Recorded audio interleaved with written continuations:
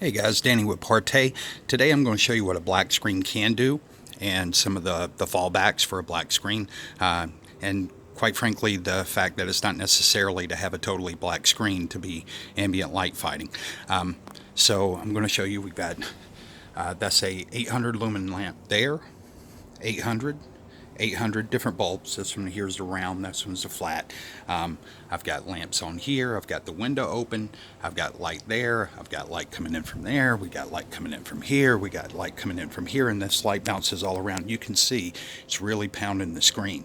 But this will show you that you can still have a black screen and hold color balances. Now, we don't create black screens because, quite frankly, I don't like them. I think that you lose too much. There's too much of a trade-off at the tipping point of trying to hold contrast. But under these kind of situations with very, very high light, they can be useful.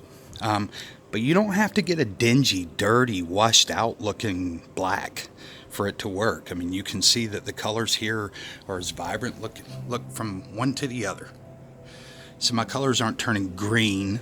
They're not turning some kind of funky looking color. They're staying pretty well balanced. So, essentially that's what you want whenever you're looking at a black screen. If you see screens that look dingy, it means somebody doesn't know what they're doing. So we'll leave it there. Thank you.